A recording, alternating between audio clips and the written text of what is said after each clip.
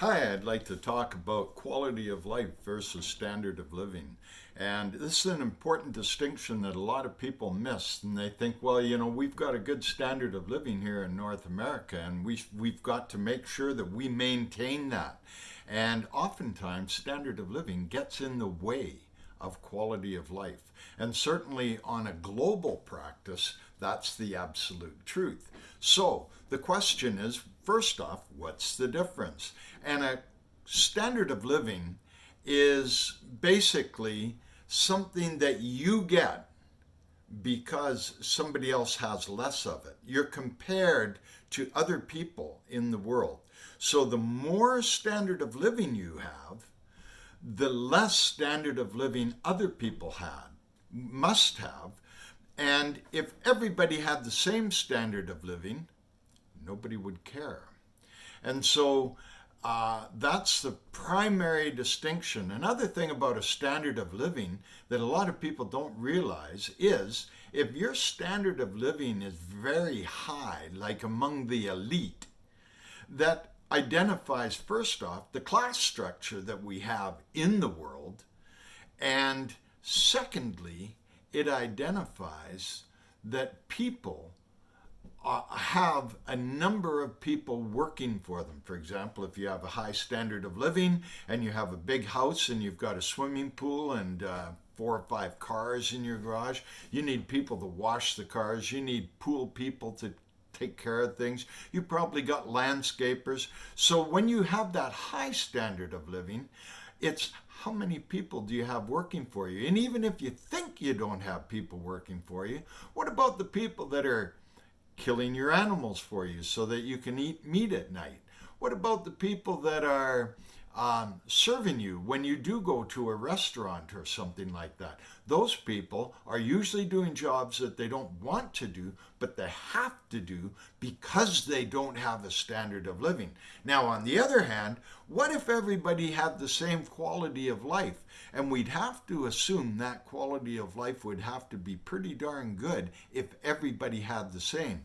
Because that quality of life would then be, what's your health care like?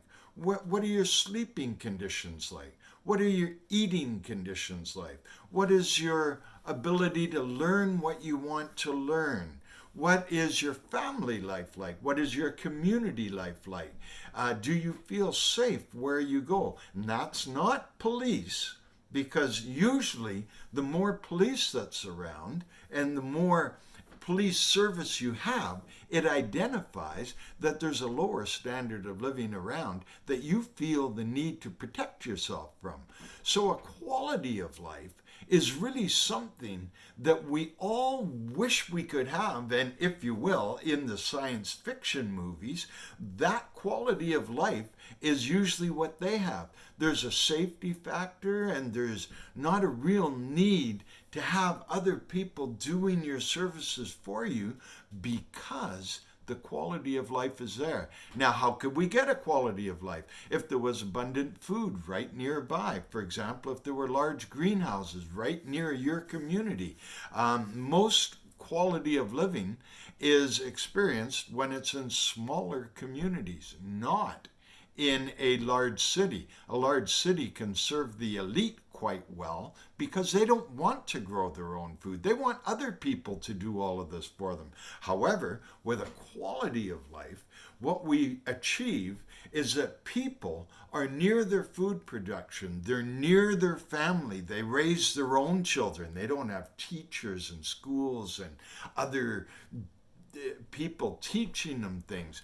And as your passions are identified, as you're experiencing life and growing up life, as you approach your 10 years old and 20 years old, and you're becoming fully acclimatized to knowledge and learning and the passions that you have, then you pursue your passions, not a line of work.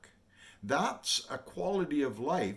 When you actualize your quality of life, if you consider Maslow's hierarchy of needs, first there's, of course, food and shelter and everything else. And then there's community, and then there's family. There's about 4 things layers of needs that if you're having a great life. And the fifth need, if you're truly having the highest quality of life, it's self-actualization, and that for your family. So you experience that which you really want, this high quality of life. And the entire idea of standard of living, which is just a function of capital society, and it's a desire to be elite and have other people doing your dirty work for you. Once you're actualized, you realize that's not what you want. That's actually a failing of desires and ego. And if we pursue a quality of life, we want that quality of life for everybody in the world. And when we come at society and radical evolution, radical social change, radical social evolution, when we want to consider that and we want to think to ourselves, how can I achieve this? To have a safe planet, we need everybody to have the same opportunities we have. And then you won't have elitism and you won't have the egoists. Oh, some people may still have that, but that's a whole different discussion, and how they've been created through the capital society right now. That's a whole different discussion. But if you're a good person with good intentions for the world, you want everybody to have a high quality of life, and you begin to understand that a high quality of living, high standard of living, is something that you have a class structure for.